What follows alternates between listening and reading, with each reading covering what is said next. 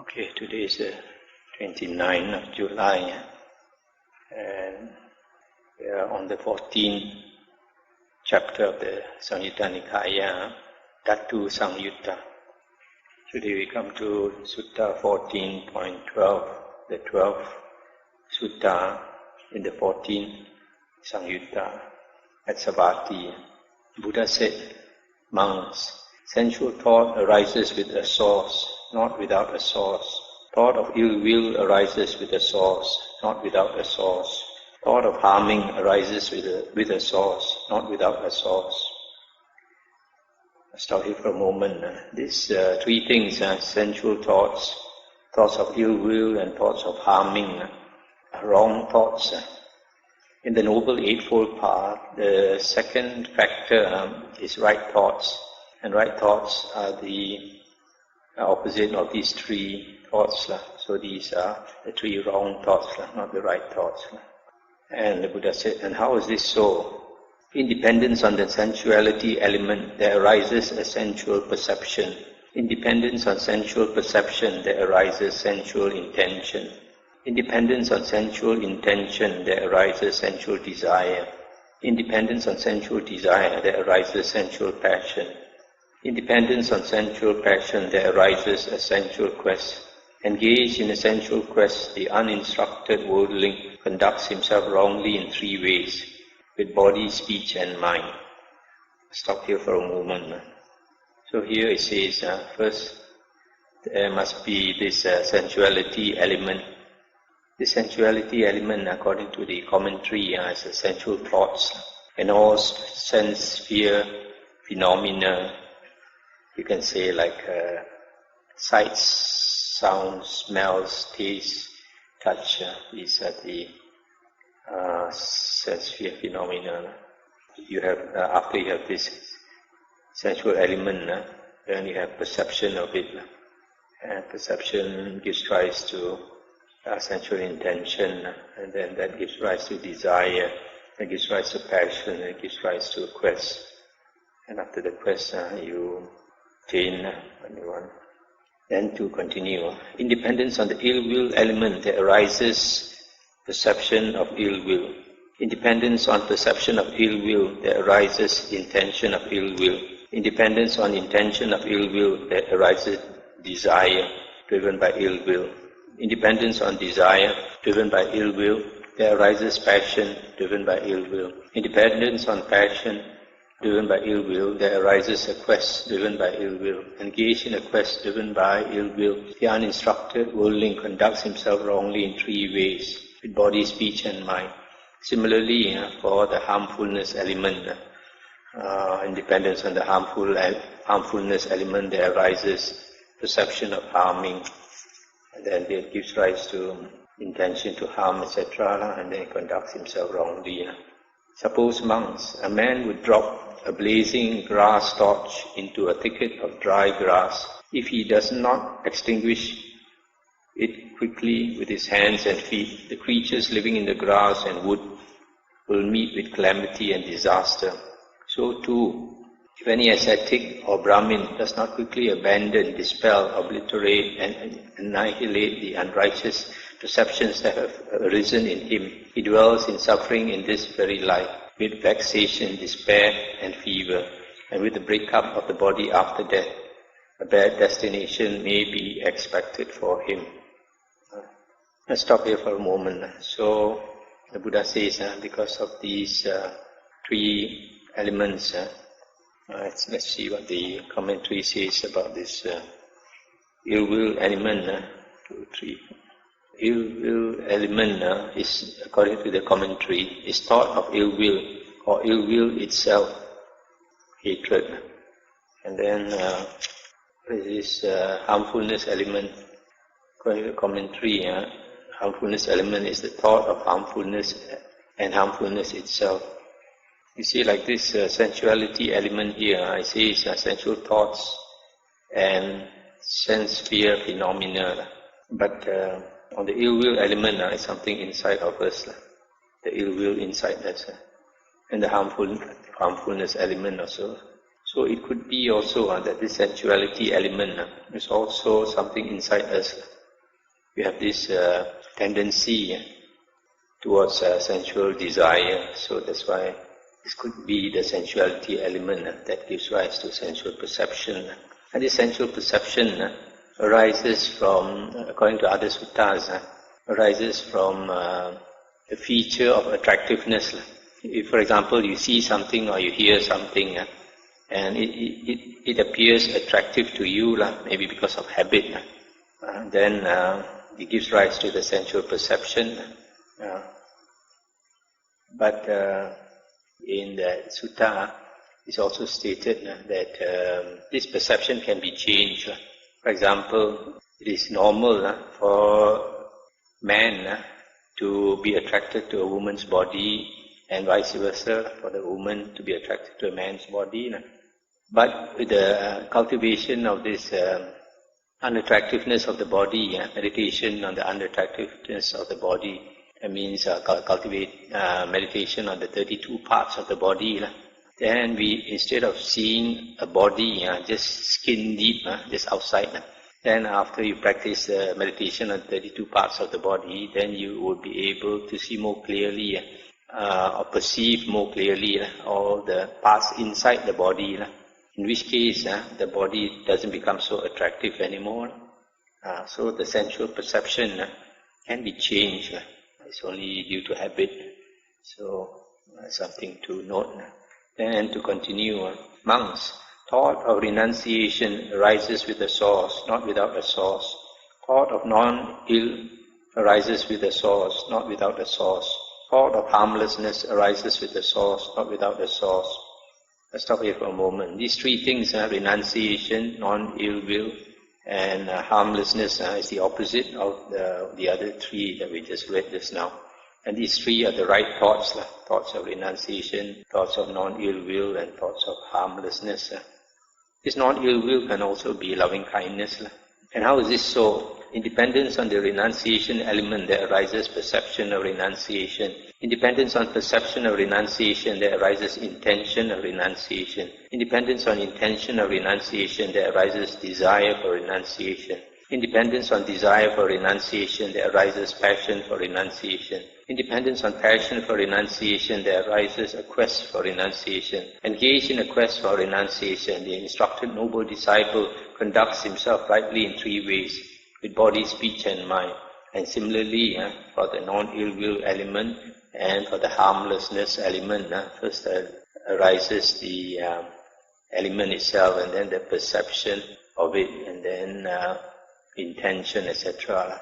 Suppose, monks, a man would drop a blazing grass torch into a thicket of dry grass. If he quickly extinguishes it with his hands and feet, the creatures living in the grass and wood will not meet with calamity and disaster. So too, if any ascetic or Brahmin quickly abandons, dispels, obliterates and annihilates the unrighteous perceptions that have arisen in him, he dwells happily in this very life, without vexation, despair and fever. And with the breakup of the body after death, a good destination may be expected for him. The end of the sutta. So here you can see, in the first case, if you have wrong thoughts, then it leads you along that path until you conduct yourself wrongly in body, speech and mind. That means you create evil karma. And then if you understand that, then you should quickly try to dispel, obliterate the wrong perceptions that have arisen, the unrighteous perceptions or the evil, unwholesome perceptions. Otherwise, if you follow those perceptions and you create wrong karma, then you'll suffer in this lifetime and after this lifetime. On the other hand, if you cultivate right thoughts, then you will create wholesome karma and you will attain happiness in this life and in the future. 14.15. On one occasion, the Blessed One was dwelling at Rajagaha on Mount Vulture Peak. Now on that occasion, not far from the Blessed One, the Venerable Sariputta was walking back and forth with a number of monks. Similarly, the Venerable Mahamoggallana, Venerable Kassapa, Venerable Anuruddha, Venerable Puna Mantaniputta, Venerable Upali, Venerable Ananda were walking up and back and forth with a number of monks. And not far from the Blessed One, Devadatta too was walking back and forth with a number of monks. Stop here for a moment. These mentioned here are the great disciples of the Buddha, well-known disciples of the Buddha. Then the Blessed One addressed the monks thus, "Monks, do you see Sariputta walking back and forth with a number of monks?" "Yes, Venerable Sir. All those monks are of great wisdom." "Do you see Moggallana walking back and forth with a number of monks?" "Yes, Venerable Sir. All those monks have great psychic power." "Do you see Kassapa walking back and forth with a number of monks?" "Yes, Venerable Sir. All those monks are proponents of the ascetic practices." I'll stop here for a moment. So here, because Venerable Sariputta was walking back and forth with his disciples, and since Venerable Sariputta is of great wisdom, his disciples are also of great wisdom, because the teacher teaches the disciples what he knows. And similarly, Venerable Moggallana has great psychic power, so those of his disciples also have great psychic power. Venerable Kassapa is famous for ascetic practices, the Dhutangas, and so his disciples are also the same. Do you see Anuruddha walking back and forth with a number of monks? Yes, Venerable Sir. All those monks possess the divine eye or heavenly eye. Do you see Puna Mantaniputta walking back and forth with a number of monks? Yes, Venerable Sir. All those monks are speakers on the Dhamma. Do you see Upali walking back and forth with a number of monks? Yes, Venerable Sir. All those monks are upholders of the Vinaya, monastic discipline. Let's stop here for a moment.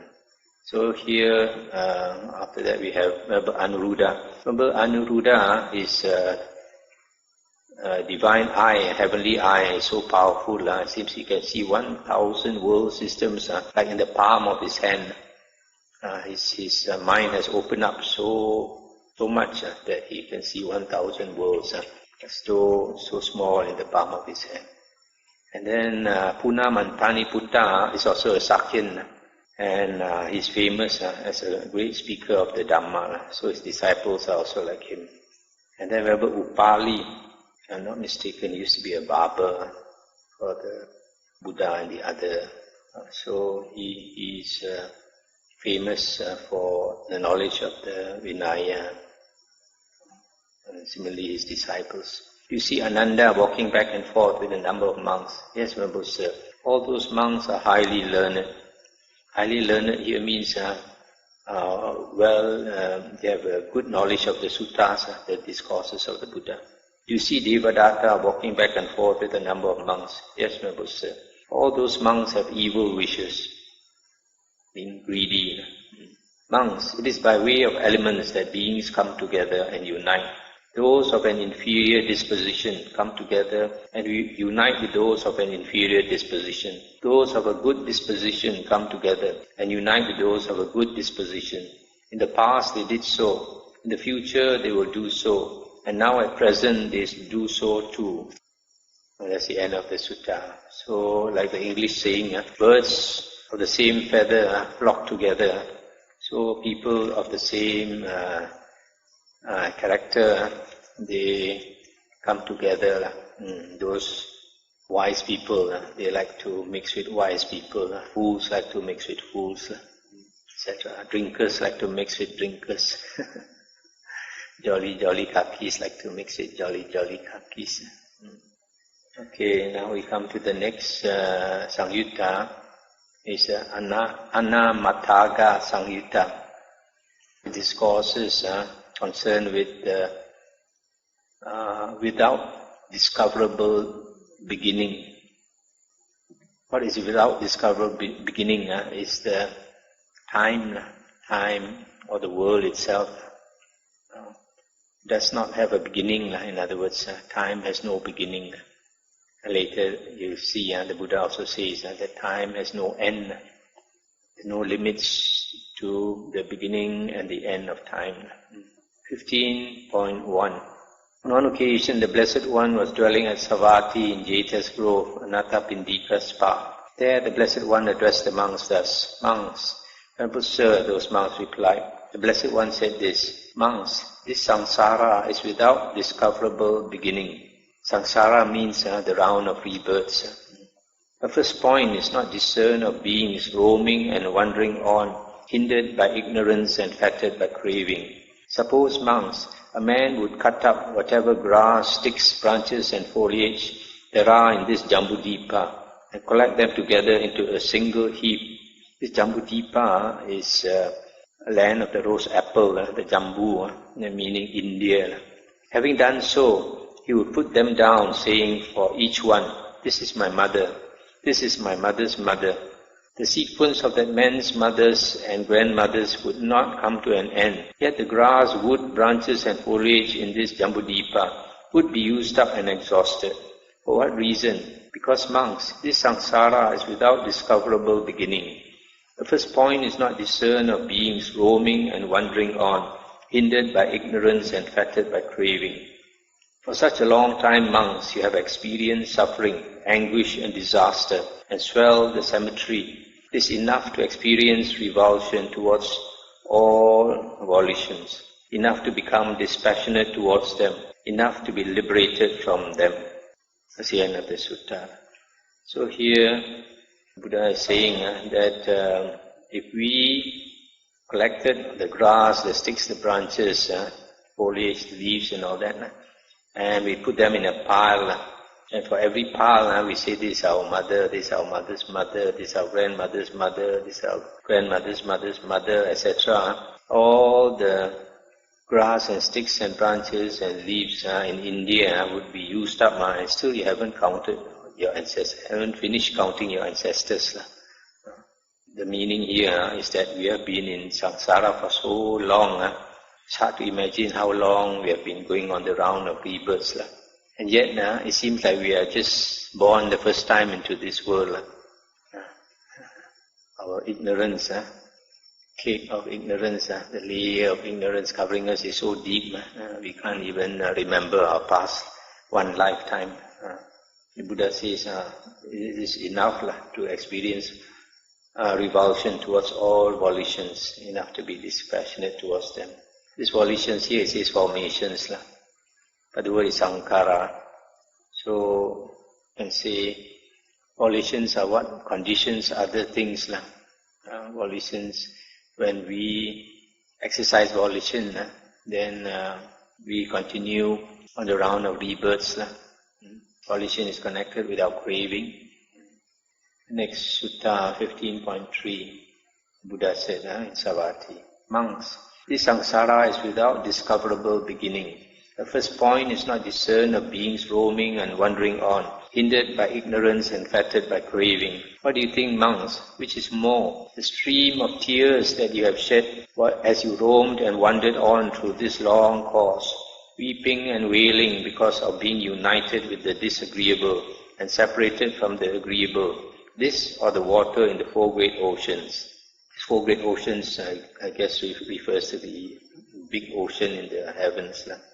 And the disciple said, "As we understand the Dhamma taught by the Blessed One, Venerable Sir, the stream of tears that we have shed as we roamed and wandered through this long course, weeping and wailing because of being united with the disagreeable and separated from the agreeable, this alone is more than the waters of the four great oceans. Good monks, it is good that you understand the Dhamma taught by me in such a way. The stream of tears that you have shed as you roamed and wandered through this long course, weeping and wailing because of being united with the disagreeable and separated from the agreeable, this alone is more than the waters in the four great oceans. For a long time, monks, you have experienced the death of a mother. As you have experienced this, weeping and wailing because of being united with the disagreeable and separated from the agreeable, the stream of tears that you have shed is more than the waters of the four great oceans. For a long time, monks, you have experienced the death of a father, or the death of a brother, or a sister, or a son, or a daughter, the loss of relatives, the loss of wealth, loss through illness. As you have experienced this weeping and wailing because of being united with the disagreeable and separated from the agreeable. The stream of tears that you have shed is more than the waters in the four great oceans. For what reason? Because monks, this samsara is without discoverable beginning. It is enough to experience revulsion towards all volitions, enough to become dispassionate towards them, enough to be liberated from them. It's the end of this sutta. There have been a lot of reasons for us to cry. Sometimes because of the death of some relative, sometimes because we lose our property, because we did something wrong, we were tortured by the king, tortured by soldiers, tortured by enemies, and you cried and cried. And or you have been sick, and the sickness so painful made you cry. So all these many reasons for us to cry, and we have cried so much, it's more than the waters in the oceans. But the thing about this Mara is very strong. Sometimes when we suffer, we feel so disgusted. For many people, they say want to give up everything, want to practice the holy life. But Mara will tempt us, and then very soon we forgot about our suffering already. There are things to enjoy, and we start laughing, and we forgot about our sorrow. Just like sometimes some men, the wife passes away, he feels so dejected, almost wants to commit suicide. Later he becomes attracted to some other lady and gets married and forgot all about his sorrow already. It's very common.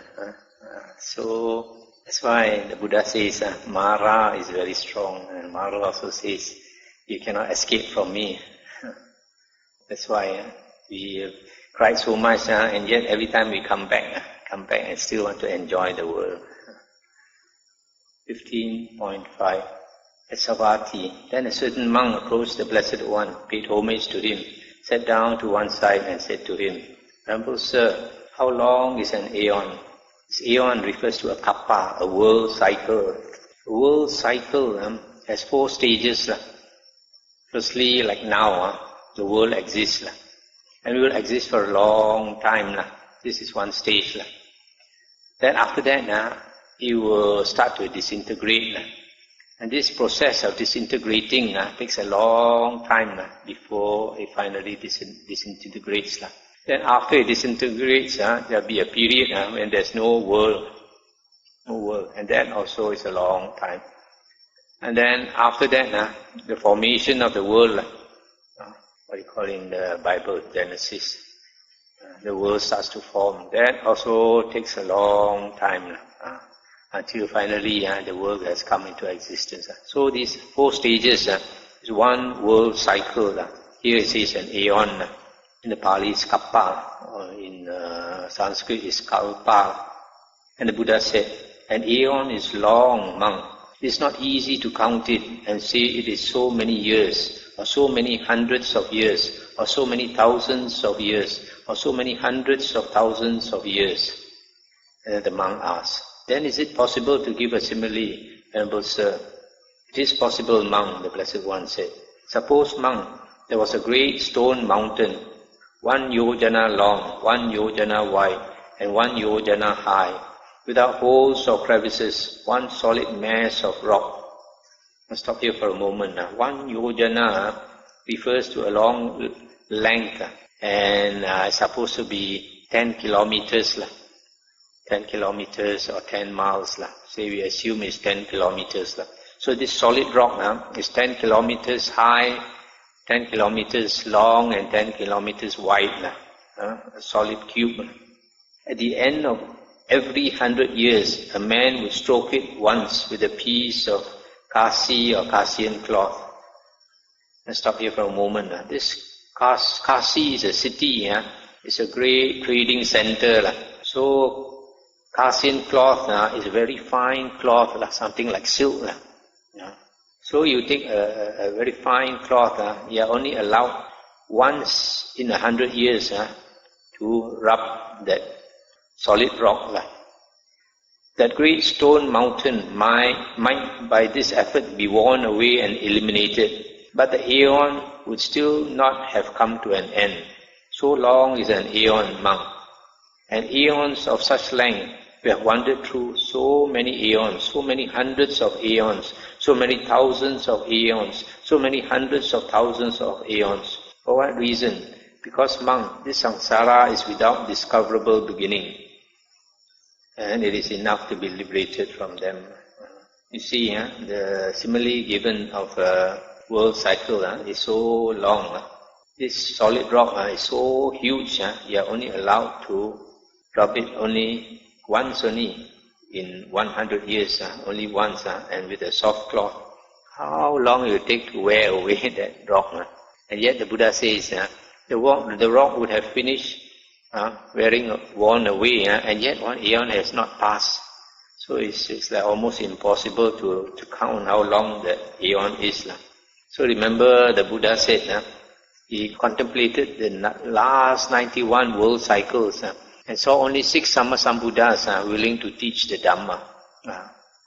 And then I mentioned also the last 3 Buddhas were on this world cycle. That means the last 90 world cycles, there were only 3 Sammasambuddhas. That means 30 world cycles before you meet one Sammasambuddha. Such a long time. So if we don't make use of this Dhamma now, we are not going to meet it. We'll have to suffer so much. Our tears will fill another 4 great oceans. 15.13 At Rajagaha in the bamboo grove. Then 30 monks from Pava approached the Blessed One, all forest dwellers, alms-food eaters, rag robe wearers, triple robe users, yet all were still with fetters. Stop here for a moment. These 30 monks, if I'm not mistaken, this story I think is found in the Vinaya or somewhere. About these 30 monks, they are all very ascetic monks. They dwell in the forest, they only beg for their food, and they wear rag robes, and they use only one set of robes. It's called the triple robe. Triple robe refers to only one set of robes. If I'm not mistaken, in the Vinaya books it says they had come a long way, they wanted to see the Buddha. And then the rain season was coming. So they hurried, but they could, because they walked from so far to come and see the Buddha. In those days in India they have to walk.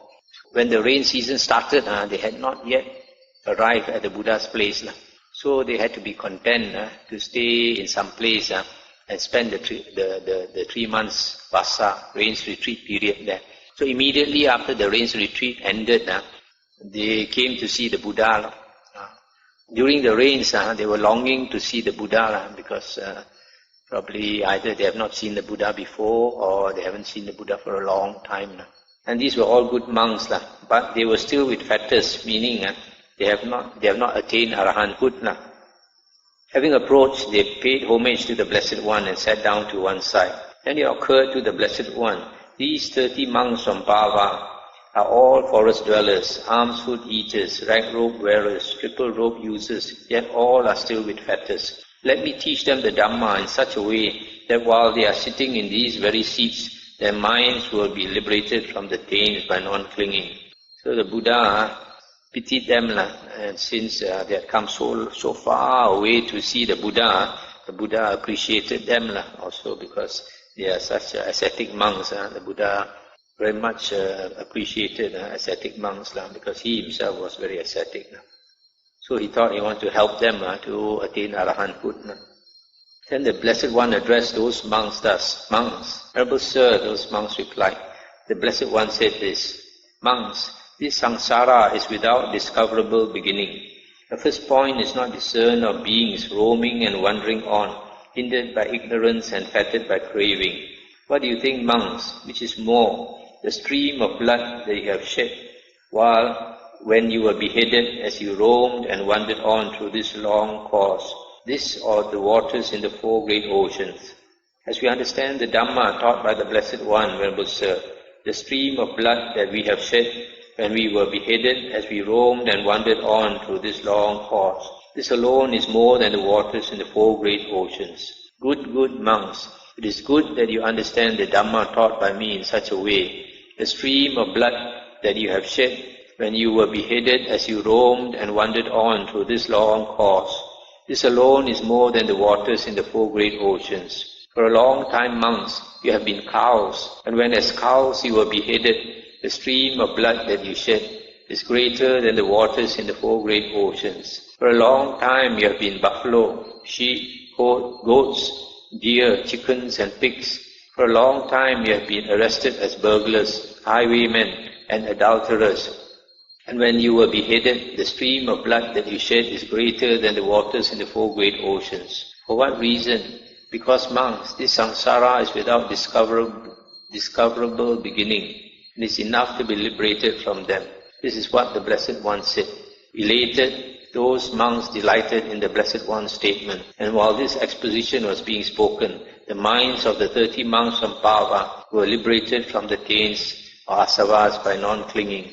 When the monks realized that we have been in samsara for so long, our blood we have shed so much that they experienced revulsion, dispassion, and they just let go of their clinging and became arahants. 15.14 until 19, the Buddha said, Savati, monks, this samsara is without discoverable beginning. It is not easy, monks, to find a being who in this long course has not previously been your mother, or your father, or your brother, your sister, your son, your daughter. For what reason? Because, monks, this samsara is without discoverable beginning. It is enough to be liberated from them. Here, these few suttas, the Buddha says, it's very difficult to meet some being who has not previously been related to us in some way. Even the dogs and the animals and all other persons that we meet, even devas and devis and ghosts, if we meet them, also all have been related to us. Very difficult to find a being that has not been related to us. So because of this, you should consider sometimes we are angry with somebody. You should try to realize that we have all been related before, and try to be kind to everybody. 15.20. On one occasion, the Blessed One was dwelling at Rajagaha on Mount Vulture Peak. There the Blessed One addressed the monks thus, Monks, Noble Sir, those monks replied. The Blessed One said, Monks, this samsara is without discoverable beginning. The first point is not discern of beings roaming and wandering on, hindered by ignorance and fettered by craving.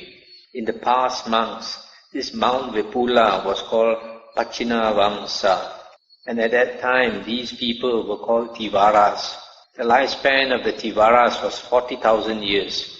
They could climb Mount Pachina Vamsa in 4 days and descend in 4 days. At that time, the Blessed One, Kakusanda and Arahant Sammasambuddha had arisen in the world. His 2 chief disciples were named Vidura and Sanjiva, an excellent pair. See, monks, that name for this mountain has disappeared. Those people have died, and that Blessed One has attained final Nibbana. So impermanent are volitions, monks, so unstable, so unreliable. It is enough, monks, to experience revulsion towards all volitions, enough to become dispassionate towards them, enough to be liberated from them. At another time in the past, monks, this Mount Vipula was called Vankaka, and at that time these people were called Rohitasas. The lifespan of the Rohitasas was 30,000 years. They could climb Mount Vankaka in 3 days and descend in 3 days. At that time, the Blessed One, Kona, Gamana, and Arahant Sammasambuddha had arisen in the world. His 2 chief disciples were named Biyosa and Uttara, an excellent pair. See, monks, that name for this mountain has disappeared. Those people have died, and that Blessed One has attained final Nibbana. So impermanent are volitions, so unstable, so unreliable, etc. It is enough to experience revulsion, experience this dispassion towards them, enough to be liberated from them. At still another time in the past, monks, this monk Vipula was called Supasa. At that time, these people were called Supiyas. The lifespan of the Supiyas was 20,000 years. They could climb Mount Supasa in 2 days and descend in 2 days. At that time, the Blessed One, Kassapa, Arahant, Sammasambuddha, had arisen in the world. His 2 chief disciples were named Tissa and Bharadvaja, an excellent pair. See, monks, that name for this mountain has disappeared. These people have died, and that Blessed One has attained final Nibbana. So impermanent are volitions, so unstable, so unreliable, etc. It is enough to be liberated from them.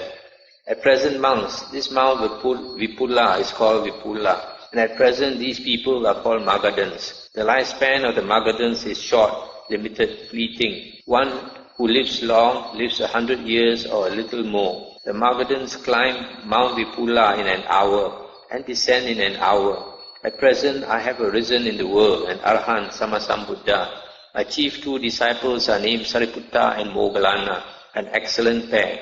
There will come a time, monks, when the name for this mountain would have disappeared, and these people would have died, and I would have attained final Nibbana. So impermanent are volitions, monks, so unstable, so unreliable. It is enough, monks, to experience revulsion towards all volitions, enough to become dispassionate towards them, enough to be liberated from them. This is what the Blessed One said. Having said this, the Fortunate One, the teacher, further said this.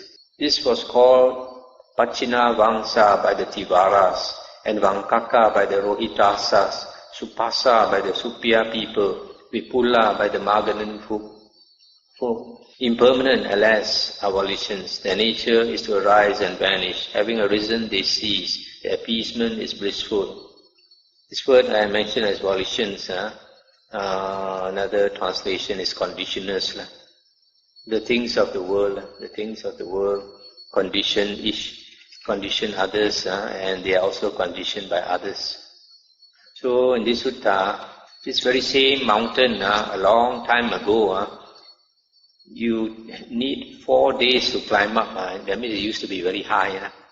Take 4 days to climb up. At that time, the people's age was 40,000 years. Then later, the mountain became shorter and took 3 days to climb up. At that time, the people's age was 30,000. And then later still, when another Buddha appeared, it took only 2 days to climb up, and the people's age was 20,000 years. And now the Buddha says, you only need 1 hour to climb up, and the people's age is only about 100 years. It shows the mountains can go shorter and shorter.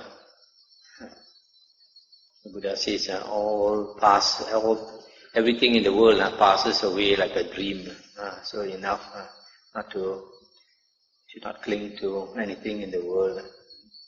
Now we come to chapter 16, Kassapa Samyutta. Discourses concerned with Venerable Kassapa, the ascetic Arahant.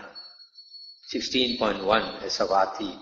The Buddha said, monks, this Kassapa is content with any kind of robe, and he speaks in praise of contentment with any kind of robe, and he does not engage in a wrong search in what is improper for the sake of a robe.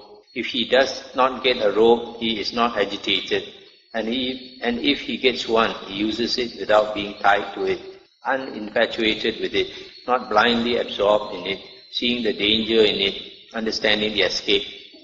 Monks, this Kassapa is content with any kind of alms food, with any kind of lodging, with any kind of medicines. If he gets them, he uses them without being tied to them, uninfatuated with them, not blindly absorbed in them, seeing the danger in them, understanding the escape. Stop here for a moment. Here the Buddha is talking about the 4 requisites, the 4 essentials of a monk. Is the robe, food, lodging, and medicines. So the Buddha says, Kassapa, if he gets them, okay. If he doesn't get them, also okay. Therefore, monks, you should train yourselves thus. We will be content with any kind of robe, and we will speak in praise of contentment with any kind of robe. and we will not engage in a wrong search in what is improper for the sake of a rope. If we do not get a rope, we will not be agitated, and if we get one, we will use it without being tied to it, uninfatuated with it, not blindly absorbed in it, seeing the danger in it, understanding the escape. Similarly, we will be content with any kind of alms, food, lodging, medicines, etc. Monks, I will exhort you by the example of Kassapa, or one who is similar to Kassapa. Being exhorted, you should practice accordingly. It's the end of the sutta. So here, the Buddha has a lot of respect for Kassapa and holds him as a standard, the model for other monks, and asking other monks to follow him, to practice contentment like him. 16.2. On one occasion, the Venerable Kassapa and the Venerable Sariputta were dwelling at Varanasi in the deer park at Isipatana. Then in the evening, the Venerable Sariputta emerged from seclusion and approached the Venerable Kassapa. He exchanged greetings with the Venerable Kassapa, and when they had concluded their greetings and cordial talk, he sat down to one side. Stop here for a moment. You see, during the Buddha's days, the monks, in the morning they go on alms round. After alms round, they come back and they eat their food. Sometimes either they live together or they live close to each other. And after they have eaten their food, if there's any remainder, they will leave it for others in case the others did not get enough food to eat. And the Buddha allowed other monks to eat the leftovers of the other monks as long as it had not passed noon, not past the time when the sun was the highest. Then after eating the food, the monks will go and find a quiet place to meditate for the rest of the day until the sun sets. Then when the sun sets, they will go to usually the most senior monk and discuss Dhamma. So here actually you see, Venerable Sariputta is the right hand disciple of the Buddha. Venerable Sariputta, Venerable Mahamoggallana is the left hand disciple of the Buddha. These two sit next to the Buddha. But actually they were not the most senior. There were already more than 1,000 disciples of the Buddha, more than 1,000 arahants before Venerable Sariputta and Moggallana came. But here you see, Venerable Sariputta in the evening, he went to look for Venerable Kassapa. It was not the other way around. So even though he was considered like the Ta Se Siong, the eldest disciple, and yet he went to look for Kassapa because for two reasons. One is probably Kassapa was more senior to him, became a disciple of the Buddha before him. Secondly, Kassapa was most probably much older than him. Venerable Kassapa was even older than the Buddha. And also because Venerable Kassapa was such an ascetic monk, so strict, that all the monks respected him. So Venerable Sariputta also out of respect went to see him. And then Venerable Sariputta said, "Friend, is avuso. It is said that one who is not ardent and who is unafraid of wrongdoing is incapable of enlightenment, incapable of nibbana, incapable of achieving the unsurpassed security from bondage. But one who is ardent and afraid of wrongdoing is capable of enlightenment, capable of nibbana, capable of achieving the unsurpassed security from bondage. In what way is this so, friend?" So here Venerable Sariputta is asking him a Dhamma question, and Kassapa said, "Here, friend, a monk does not arouse ardor by thinking. If unarisen, evil, unwholesome states arise in me, this may lead to my harm, nor by thinking. If evil, unwholesome states that have arisen in me are not abandoned, this may lead to my harm, nor by thinking. If unarisen, wholesome states do not arise in me, this may lead to my harm, nor by thinking. If wholesome states that have arisen in me cease, this may lead to my harm. Thus he is not ardent." Stop here for a moment. So here where Kassapa says, a monk is not diligent, not energetic, if he does not consider these four things. If unarisen, evil, unwholesome states arise in me, this may lead to my harm. If evil, unwholesome states that have arisen are not abandoned, this may lead to my harm, etc. These four things are called the four right efforts. It is let me see, the fifth factor, the sixth factor of the Noble Eightfold Path. Right effort leads to right recollection, sati, and we shall read to right concentration. So this right effort is firstly, if unwholesome states have not arisen, arise, then this is bad. And unwholesome states, if they arise, when they arise, they are not abandoned, then also this is harmful. And wholesome states, if they have not arisen and they do not arise, this also is no good. If wholesome states that have arisen cease, this is also no good. And how, friend, is he unafraid of wrongdoing? Here, friend, a monk does not become afraid at the thought, if unarisen, evil, wholesome states arise in me, this may lead to my harm. Or if evil, unwholesome states that have arisen in me are not abandoned, this may lead to my harm, etc.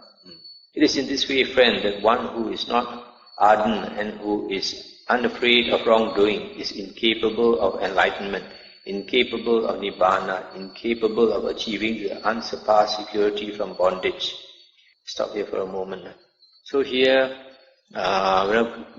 Mahakassapa is saying, a monk who is not diligent, he does not observe his own mind. We have to constantly observe our mind to see whether there are wholesome or unwholesome states in our mind. If there are unwholesome states, we should get rid of them quickly. If there are wholesome states, then we should prolong them or make them rise. And how, friend, is one ardent? Dear friend, a monk arouses ardor by thinking. If unarisen, evil, wholesome states arise in me, this may lead to my harm. And by thinking, if evil, unwholesome states that have arisen in me are not abandoned, this may lead to my harm. And he also thinks, if unarisen, wholesome states do not arise in me, this may lead to my harm. And he also thinks, if wholesome states that have arisen in me cease, this may lead to my harm. Thus he is ardent. And how, friend, is he afraid of wrongdoing? Here, friend, a monk becomes afraid at the thought. Similarly, that's the same four thoughts. It is in this way, friend, that one who is ardent and afraid of wrongdoing is capable of enlightenment, capable of nibbana, capable of achieving the unsurpassed security from bondage. So, you see, these four considerations are very important. Mahakassapa is saying, if you do not practice this, you cannot be released from samsara. A lot of people, they practice meditation, they want to achieve this state and achieve that state, but they don't observe themselves. It's very important here to observe yourself, observe your mind. Don't observe other people's mind. It's a very common habit to look at other people and criticize other people. You don't see your own faults. When we practice spiritual path, we must always look within and look outside. 16.3 at Savatthi. Monks, you should approach families like the moon, drawing back the body and mind, always acting like newcomers, without impudence towards families. Just as a man looking down an old well, a precipice, or a steep river bank would draw back the body and mind, so too monks should you approach families. I'll stop here for a moment. So here the Buddha is saying, monks, how they should behave towards lay people, families. The Buddha is saying, monks should not be too familiar with lay people, drawing back the body and mind, always acting like newcomers, without impudence, without being proud, arrogant. Should realize the danger of associating too much with lay people. That's why I should draw back as though from a well or a precipice. The Buddha said, approach families like the moon. The moon is always hiding behind the clouds. Monks also should not mix too much with lay people, but hide in the forest. Once in a while you come out like the moon, but then other times I have to hide behind the clouds. Monks, Kassapa approaches families like the moon, drawing back the body and mind, always acting like a newcomer, without impudence towards families. What do you think, monks? What kind of monk is worthy to approach families? Venerable Sir, our teachings are rooted in the Blessed One, guided by the Blessed One. Take recourse in the Blessed One. It would be good if the Blessed One would clear up the meaning of this statement. Having heard it from him, the monks will remember it. Then the Blessed One waved his hand in space and said, monks, just as this hand does not get caught in space, is not held fast by it, is not bound by it, so when a monk approaches families, his mind does not get caught, held fast and bound amidst families, thinking, may those desiring gains acquire gains, may those desiring merits make merits. He is as elated and happy over the gains of others as he is over his own gains. Such a monk is worthy to approach families. Monks, when Kassapa approaches families, his mind does not get caught, held fast, or bound amidst families, thinking, may those desiring gains acquire gains, may those desiring merits make merits. He is as elated and happy over the gains of others as he is over his own gains. What do you think, monks? How is a monk's teaching of the Dhamma impure? And how is his teaching of the Dhamma pure? Venerable Sir, our teachings are rooted in the Blessed One, etc. Then listen and attend closely, monks, I will speak. Yes, Venerable Sir, those monks replied. The Blessed One said this, a monk teaches the Dhamma to others with the thought, oh, may they listen to the Dhamma from me. Having listened, may they gain confidence in the Dhamma. Being confident, may they show their confidence to me. Such a monk's teaching of the Dhamma is impure. But a monk teaches the Dhamma to others with the thought, this Dhamma is well expounded by the Blessed One, directly visible, immediate, inviting one to come and see, applicable, to be personally experienced by the wise. Oh, may they listen to the Dhamma from me. Having listened, may they understand the Dhamma. Having understood, may they practice accordingly. Thus he teaches the Dhamma to others because of the intrinsic excellence of the Dhamma. He teaches the Dhamma to others from compassion and sympathy, out of tender concern. Such a monk's teaching of the Dhamma is pure. Monks, Kassapa teaches the Dhamma to others with the thought, the Dhamma is well expounded by the Blessed One, directly visible, immediate, etc. May they listen to the Dhamma from me. Having listened, may they understand the Dhamma. Having understood, may they practice accordingly. He teaches the Dhamma to others because of the intrinsic excellence of the Dhamma. He teaches the Dhamma to others from compassion and sympathy, out of tender concern. Monks, I will exhort you by the example of Kassapa, or one who is similar to Kassapa. Being exhorted, he should practice accordingly. It's the end of the sutta.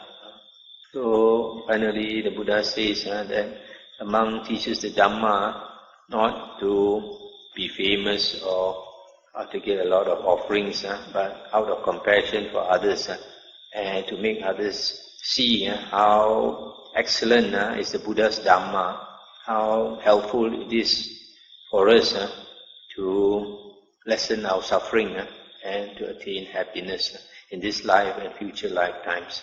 It's about an hour, so I'll stop here for the moment.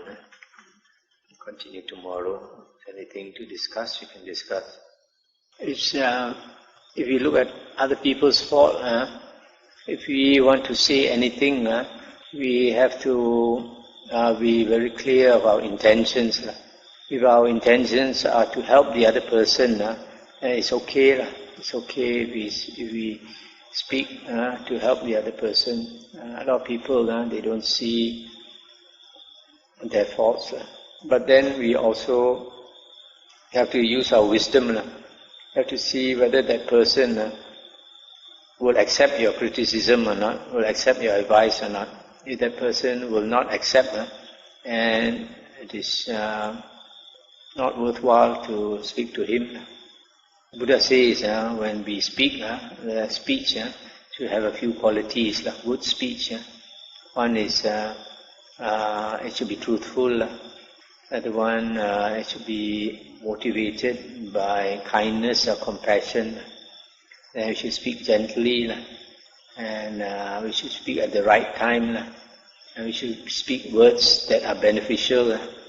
These are the qualities of good speech. So when we try to advise somebody also, we try to see, to speak that way.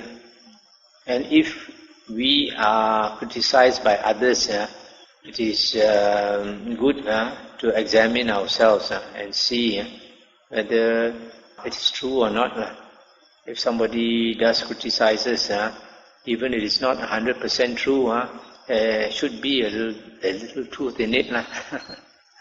But the problem is, if we don't learn the Dhamma, for most ordinary people, when they get criticism, they flare up in a rage. A lot of people will not accept criticism. So that is the worldling, the putujana, the ordinary man in the street. Person who is walking the spiritual path should be different. If we criticize, actually it is good for us. Sometimes, just like medicine, medicine is bitter to the taste.